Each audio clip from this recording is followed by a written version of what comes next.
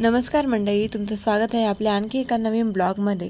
तर आजच्या ब्लॉगची सुरुवात रेवापासून आणि रेवा इकडे उठलेली आहे आणि मी तिचा ब्लॉग घेत होती एकदम मस्तीच्या मूडमध्ये। मी पण टॉर्च ऑन ऑफ करत होती, तर तिच्यासोबत थोडीशी मस्ती वगैरे केली। त्यानंतर इशूचा टिफिन रेडी केला आणि इशूला पण रेडी केलं।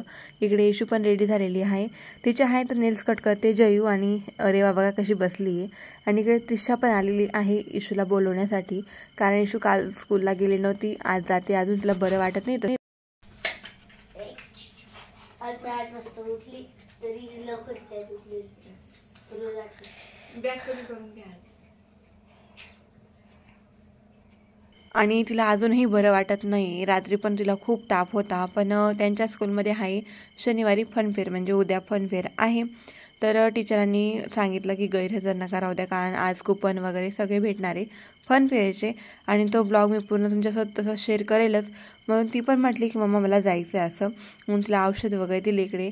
आणि मी तिला औषध देते तर रेवा माझी एकदम व्यवस्थित गंमत बघते।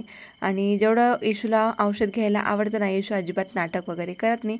इशूला औषध घ्यायला खूप आवडतं, तसं रेवाला अजिबात आवडत नाही। आणि आजचा ब्लॉग खूप स्पेशल होणार आहे, कारण तुम्हाला थंबनेल आणि टायटलवरून तसं कळालंच असेल। आज आहे रेवाचं जाऊळ काढायचं आहे आणि जाऊळ हा आम्ही घरातल्या देवघराजवळ काढतो आणि ते नंतर आम्ही आमच्या कुलदेवीजवळ ठेवतो, म्हणून ते पण पुढे तुम्हाला बघायला भेटेलच। तसं इकडे इशू गेली स्कूलला आणि आज स्वयंपाक पण आहे तर स्पेशल बनवतो, म्हणजे वरण भात, मठाची उसळ, पोळ्या वगैरे।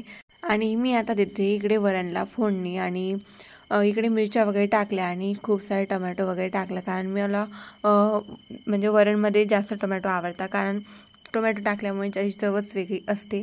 तर वरणला फोडणी वगैरे देऊन झालेली होती आणि बाकीचा स्वयंपाक पण झालेला होता, म्हणजे मटाची उसळ आणि भात झालेला होता, पोळ्या टाकायच्या बाकी होत्या। मी इकडे वरण करते, जयू एका साईडला पोळ्या पण करते।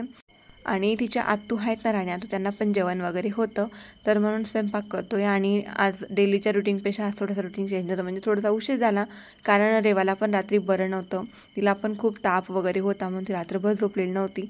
आणि सकाळी उठली, थोडीशी तिने मस्ती वगैरे केली आणि नंतर झोपली तर एकदम व्यवस्थित झोपली, कारण तिची रात्री झोपच झालेली नव्हती। म्हणून सकाळी 9:30ला ती उठली। त्यानंतर मग तिला खाऊ वगैरे घातलं, मग तिची तयारी केली आणि तिचे छान अशी रील पण शूट केलेली आहे मी, तसंच ती अपलोड करेल हळूहळू। आणि इकडे आपलं वरणही रेडी झालं आणि जयू एका साईडला होती कणिक मळत आणि आई आहे तर रेवाला सांभाळत होत्या। इशू गेली होती स्कूलला, नंतर मी यांचा टिफिन पण पॅक करायला घेतला। रेवा बेबीचं काय आहे आज? जाऊळ काढायचं रेवा बेबीचं आज।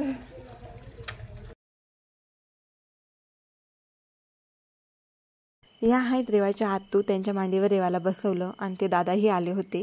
त्यानंतर आहे तर जयूने पूजा पण केली त्या कळशीची, रेवाची, त्या रेवाच्या आत्तूंची म्हणजे ताईंची, राणीताईची आणि त्या दादांची, तिघांची पूजा वगैरे केली। आणि तिला मंदिरात समोर बसवलं ना, मग तिला असं वाटलं बाप्पा करते, म्हणून तिला काही वाटलं नाही। पण नंतर तिने इतकं सुरुवातीला खूप शांत बसली, पण नंतर एवढी रडली ती विचारूच नका, कारण तिला आधी वाटलं की हे चालवता आहे, तिला कळशीचा आवाज वगैरे येत होता, पण तिला ते छान वाटत होतं। पण नंतर तिला ते केस वगैरे टोचायला लागले ना, तर अचानक एवढ्या जोरात रडायला लागली की विचारूच नका। आणि खाली पण बसायची नाही, आई पण खेळत होत्या, जयू पण खेळत होती, पण अजिबात शांत व्हायचं नावच घेत नव्हती। मग बघू शकता किती जोरात रडत।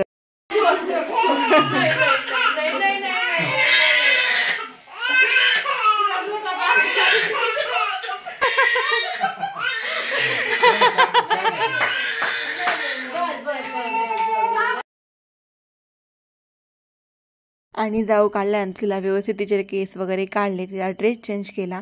त्यानंतर आहे तर आम्ही एक रील पण शूट केली, तुम्हाला तसं बोलली, मग ती शांत झाली होती तोपर्यंत। तर कसा वाटला हा ब्लॉग हे कमेंट करून नक्की सांगा। बाय।